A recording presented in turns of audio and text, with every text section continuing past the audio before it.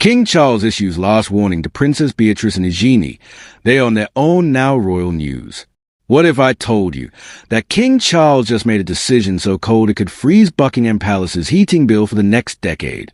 What if I told you Princess Beatrice and Princess Eugenie, the sweet royal sisters we only ever see smiling politely at weddings, have just been given what insiders are calling their final royal warning?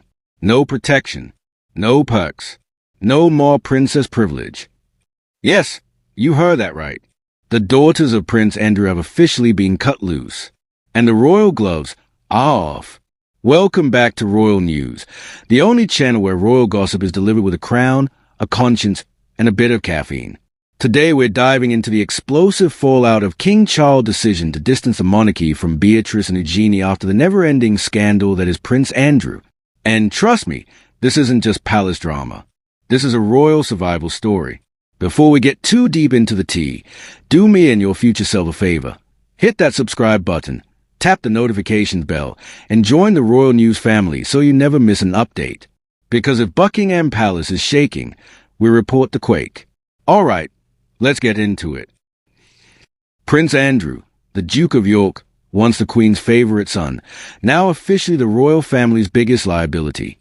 Thanks to court documents, interviews, legal settlements, and allegations we all know too well, his name is about as welcome in the palace as a drone with a camera pointed at the balcony. Now enter Princess Beatrice and Princess Eugenie, the girls who grew up waving from carriages, but today are more likely to be spotted strategizing how to save their image and planning their next tiara appearance. And after years of their father dragging the family name through the mud, King Charles has reportedly said, "Enough is enough." Transition incoming like a royal carriage screeching to a halt. Because guess what? The new king is not here for nostalgia. He's here to clean house. Let's break this down. For years, Beatrice and Eugenie have enjoyed an unusual position, royal by blood but irrelevant by duty. They are technically princesses, but they are not working royals. They have titles, but no official roles. They are invited, but never required. It's like being at a job where you have an office key, but no assigned desk. The late Queen Elizabeth protected them. She shielded Andrew.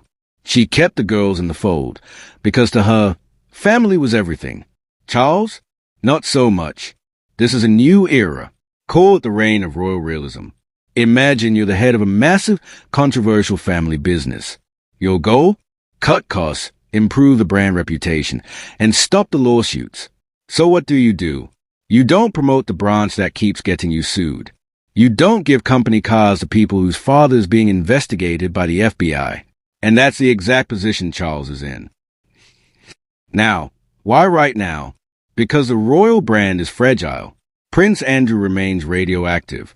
Every headline about him reminds the world what the monarchy wants to bury. And every time Beatrice and Eugenie appear smiling beside the royals, the questions come back. Where's Andrew? Why do his daughters get privileges while the rest of the country struggles with bills? Why is the monarchy still connected to him? So Charles has made his choice. Sources say he's drawing a very clear line. You are still family. But loyal or not, you're not part of the institution. Translation: you get no money from the crown, no royal office, no guaranteed invitations to state occasions, and no return to the front lines. Beatrice and Eugenie are officially just two wealthy private citizens with expensive hats. But wait, because here's where it gets messy. The sisters aren't just sitting there like Victorian wallpaper. Princess Eugenie has always played the soft rebel in the family. She lives part-time in Portugal. She's openly progressive. She hangs out with Meghan Markle. She's given interviews that sound suspiciously like Meghan PR. And yes, she was the only royal who consistently visited Prince Harry in California. Coincidence? Please.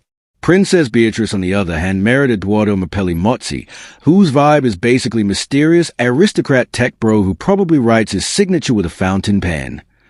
She's quieter, more cautious, but also heavily attached to her father, which is exactly the problem. And Charles knows this. He's not punishing them for existing. He's telling them, you want to represent the monarchy? Then distance yourself from Andrew publicly. If not, you're out. And that's final. This is literally the royal version of, you can sit with us, but your dad cannot. Now, I know what you're thinking. Okay, they lose some perks, but they're still princesses, right? Well, yes and no. Title stays, but access, power, royal privilege, gone. And that's worse than losing a title. Because titles without influence are basically Netflix accounts without passwords. You technically have them, but what can you do with them? Without royal duties, the princesses become just influencers with tiaras. And a royal title without royal backing is like an American Express card with no credit. Looks fancy, gets declined. But here's the twist no one saw coming, and it's big.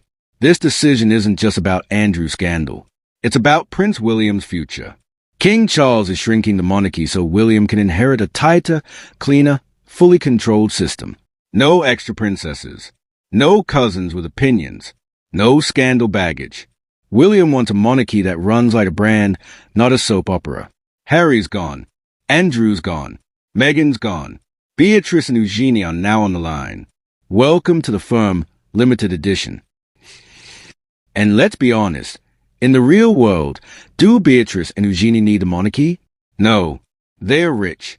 They got trust funds, family properties, wealthy husbands, friends with yachts. But what they lose is status, influence, spotlight. Because once the crown cuts you off, the world treats you differently.